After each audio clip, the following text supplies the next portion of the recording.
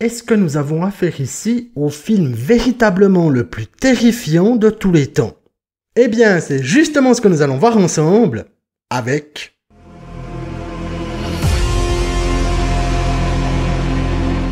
Hey les fans de ciné, ici Critiqueur. Sur la chaîne, on a déjà parlé de Megan is Missing afin de déterminer s'il s'agissait de la masterclass en matière de terreur. Allez checker le lien qui se trouve en description si le sujet vous intéresse. Bon alors spoiler, le film est terrifiant, mais je pense que l'on peut cranter plus loin.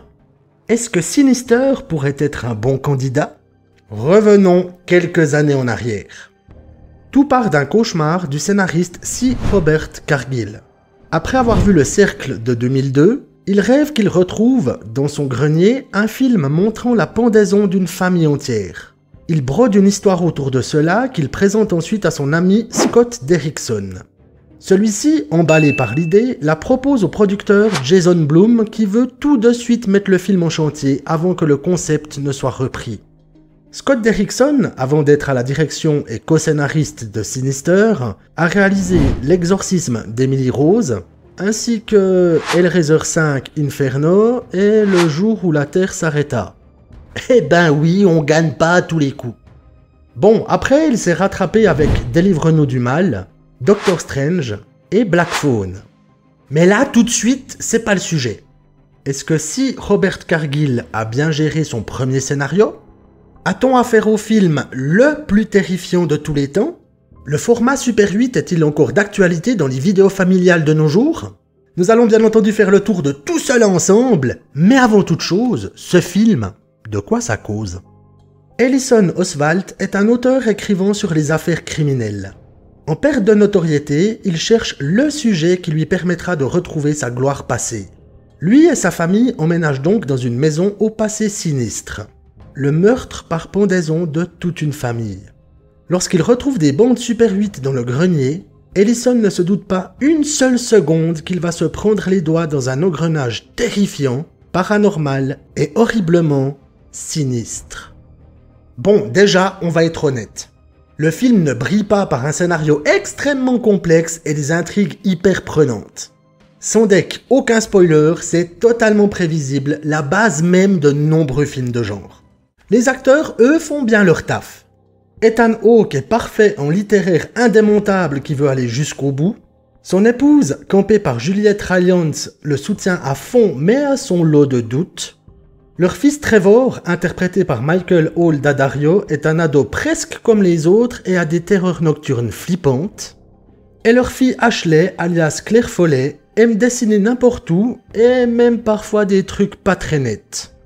On peut aussi noter la présence de Fred Dalton Thompson en shérif pas très copain avec Ellison, James Ranson, l'adjoint, fan de l'écrivain et qui aura le rôle principal dans le second opus, et le passage non crédité de l'incroyable Vincent D'Onofrio en professeur spécialisé dans l'occulte. Une belle brochette d'acteurs qui gèrent tous très bien leur rôle. Mais ce n'est pas encore ce qui fait que ce film est particulier. Pour le découvrir, il faut plonger dans son ambiance. C'est sombre, poussiéreux, glauque, désespérant et empreint d'un pseudo-réalisme tout à fait terrifiant. Les personnages n'ont pas de réaction incompréhensible, les faits se déroulent petit à petit devenant de plus en plus terrifiants, et le fond de l'histoire est, comme son nom l'indique, sinistre. Le plus gros point fort du film? Sans aucun doute les bandes Super 8 retrouvées dans le grenier. Chacune avec un nom évocateur et une année, elle nous offre un florilège de séquences dérangeantes où, à chaque fois, une famille entière se fait décimer. Ligotée et noyée dans une piscine, brûlée vive dans une voiture, assassinée au couteau dans son sommeil, et celle qui m'a le plus foutu la trouille, la session de jardinage avec une tondeuse à gazon. Je vous dis que ça. Et que dire de l'antagoniste principal, cette entité païenne connue sous le nom de Bagoul. Même s'il n'apparaît pas énormément de fois à l'écran, son aura est omniprésente et, perso, je pense qu'il pourrait facilement avoir sa place dans le panthéon des méchants les plus flippants dans le cinéma horrifique. Sur le fond, c'est un cinéaste inhumain avec une sale gueule qui se nourrit de l'âme des enfants. Rien que ça. Qui plus est, les 17 jumpscares comptabilisés dans le film ne sont pas que gratuits car bien mis en scène avec l'ambiance générale. Bon, le tout dernier, il reste quand même un peu bancal. Tiens, ça serait intéressant de parler des jumpscares une fois, non? Dites-moi ce que vous en pensez dans les commentaires. Mais revenons-en au film. À l'instar des métrages en Super 8 qui parsèment l'histoire, Sinister respire la terreur et on reste sur ses gardes à chaque instant, ne sachant pas ce qu'il va nous arriver en pleine gueule. C'est hyper contradictoire pour un scénario aussi prévisible, non? Eh bien, c'est ça la force du film. Une maîtrise parfaite de l'ambiance et de la tension. Et là, j'ai creusé un peu. En 2020, une étude est mise sur pied, The Science of Scare, ou la science de la peur en mode francophone. Dans les grandes lignes, une équipe se charge de sélectionner quelques dizaines de films d'horreur en se basant sur les critiques et les réseaux sociaux. Un panel d'environ 250 personnes de tout âge est ensuite convié à regarder les métrages choisis, ceci sur plusieurs mois. Durant le visionnage, un moniteur est branché sur les spectateurs pour analyser la fréquence cardiaque. La différence entre la moyenne des battements au repos et la moyenne durant le visionnage du film détermine si le métrage est, oui ou non, terrifiant. Eh bien, en 2020, le film ayant remporté le trophée du métrage horrifique le plus terrifiant est Sinister, avec une différence de 21 battements par minute entre le repos et le film, soit environ 32% de stress en plus durant le visionnage. L'étude est vraiment intéressante et je vous mets le lien vers celle-ci en description.